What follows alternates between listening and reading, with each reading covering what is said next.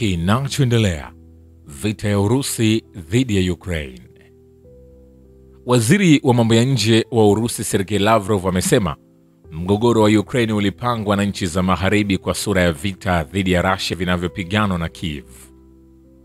Mwanadiplomasia huyo mkuu wa Russia amesema hayo wakati wa mkutano wa mawaziri wa G20 uliofanyika kando ya Baraza Kuu la Umoja wa Mataifa mjini New York. Lavrov amesema kukataa kufuata mkataba wa Umoja wa Mataifa, ambalo ni dhihirisho la matamanio ya ukoloni mamboleo, huchochea vita vya kikanda na kuibua mvutano wa kimataifa na kusababisha migogoro ambayo haijatatuliwa kwa miongo mingi barani Afrika na kwingineko. Waziri wa mambo ya nje wa Russia amesema mfano mwingine wa wazi mgogoro uliochochewa na nchi za magharibi ni wa Ukraine, ambako shirika la kijeshi la NATO na Umoja wa Ulaya zinataka kutangaza, bali tayari zimeshatangaza vita halisi dhidi ya nchi yangu na zinashiriki moja kwa moja katika hilo. Mwisho wa kumnukuu. Moscow imekuelezea mara kwa mara mzozo wa Ukraine kuwa ni vita vya wakala au niaba vya magharibi dhidi ya Russia, ambapo vikosi vya Kiev vinatumiwa kama askari wa muhanga. Viongozi wa Russia wanasisitiza pia kuwa nchi za magharibi zimekuwa zikizidisha mvutano katika eneo hilo kwa miaka mingi na kupuuza wasiwasi wa muda mrefu wa Moscow juu ya upanuzi wa shirika la kijeshi la NATO kuelekea upande wa mashariki. Ni kwambia hivi, hatujamaliza. Vile kwenye uwanja wa kivita ni kwamba Urusi imesema droni za Ukraine zimeshambulia miundombinu ya mafuta katika mkoa wake wa Chuvashia. Gavana Oleg Nikolaev amesema mashambulizi hayo yamesababisha mitambo ya mafuta kwenye kituo kilicholengwa kusimama. Wakati mashambulio hayo ya Ukraine dhidi ya Urusi yakiarifiwa, Rais wa Ukraine Volodymyr Zelensky ameonyesha wasiwasi wake kuhusu mashambulizi ya drone yaliyoripotiwa katika mpaka wa nchi yake na Hungaria. Kupitia ukurasa wake wa X, Zelensky amesema drone zinazoingia katika anga ya Ukraine zina uwezekano mkubwa kuwa zinatoka Hungaria. Hata hivyo, waziri wa mambo ya kigeni wa Hungaria Peter Szijjártó amejibu tuhuma hizo akisema Zelensky ameanza kuchanganyikiwa na anaanza kuona vitu ambavyo havipo.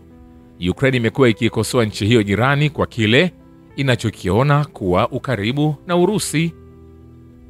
Lakini nikwambie, taifa hili la Hungaria wao wamekuwa wakipinga kuendelea kwa vita hivi na hawataki kutoa msaada wa silaha au hawataki pia kukabidhi swala zima la drone, kwa sababu wanaona kukabidhi silaha ni kufanya vita hivi vizidi kuendelea, sio kumaliza vita hivi. Kwa hiyo sasa, tangu amekuwa na msimamo huo, taifa la Hungaria basi ameonekana kuwa adui wa Ukraine.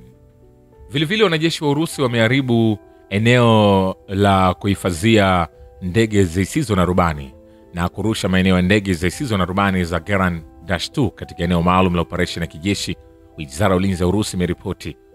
Wizara ilionyesha video ya ndege zisizo na rubani za Geran-2 zikiweza kushambulia eneo la kuhifadhi na kurusha ndege hizo zisizo na rubani za jeshi la Ukraine.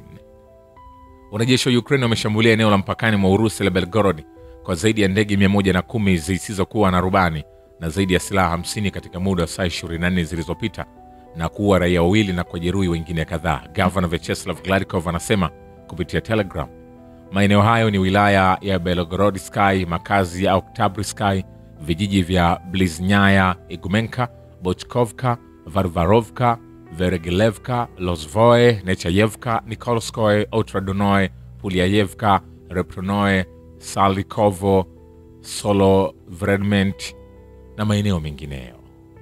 Vile jeshi la Ukraine limepoteza karibu wanajeshi 4,400 wakiwemo mamluki wa kigeni waliouawa na kujeruhiwa kwenye mipaka ya Jamhuri ya Watu Lugansk katika wiki moja iliyopita. Mtaalamu wa kijeshi Andrei Marochko anasema jeshi la Ukraine limepoteza takriban wanajeshi 4,395 wa Kiukraini na mamluki katika maeneo ya vikundi vya vita kaskazini, kusini na magharibi wakati wa kipindi ambacho nimesema. Kulingana na Marochko, hasara kubwa zaidi zilisababishwa na askari wa Battle Group West wanaofanya mashambulizi kwenye mwelekeo wa Kupiansk na eneo la Svatovo-Kremenaya. Aliongeza kuwa kwenye kipindi cha wiki 2 zilizopita, vikosi vya Ukraine pia vimepata hasara kubwa katika eneo la wajibikaji la Battle Group Kusini, haswa kwenye eneo la misitu la Sebryansk na mwelekeo wa Seversk. Ni kwambia hivi, hatujamaliza.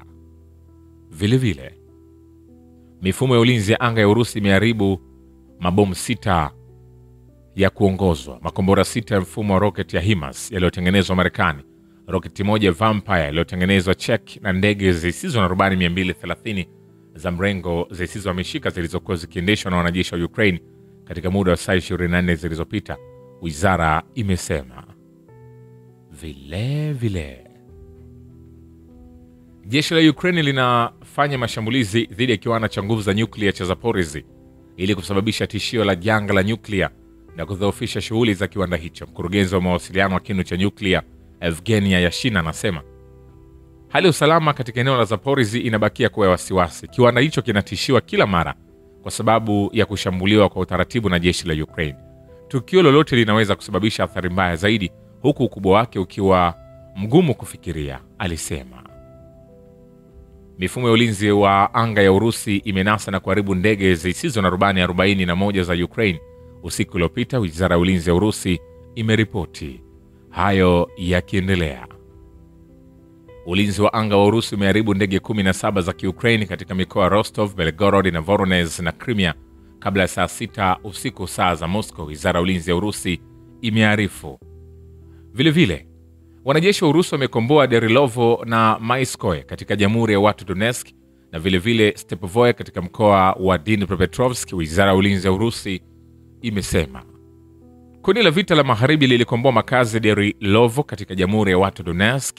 Kundi la vita kusini liliweza kuboresha nafasi zake katika mstari wa mbele na kukomboa makazi ya Maiskoye katika Jamhuri ya Watu Donetsk. Kundi la mashariki liliendelea kusonga mbele na kukomboa kijiji cha Stepovoye katika mkoa wa Dnipropetrovsk, ilisema taarifa hiyo.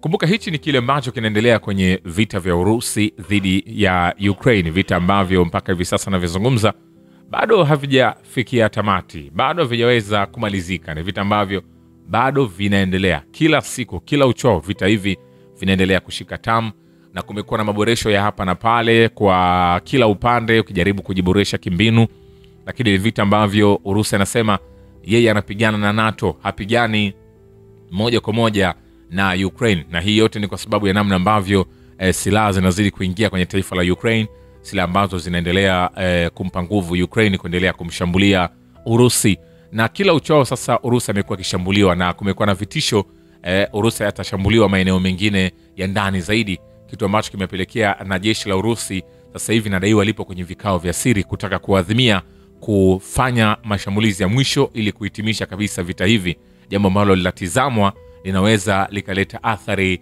zaidi na zaidi, lakini pia ni kile ambacho kinaendelea kufanywa kwa chini, hujuma ya kutaka kuondosha moja ya vitu ambavyo vinasababisha vita hivi viweze kuendelea. Yepi hasa ambayo yataibuliwa, yepi hasa ambayo yataendelea? Usisahau kusubscribe, kulike na kucomment channel hii, share pia kwa wengine wapate nafasi ya kuzidi kufahamu zaidi. Mimi ni Richard Shio, The Rich Voice, ni follow Instagram na TikTok kama Rich Voice Official. Asante.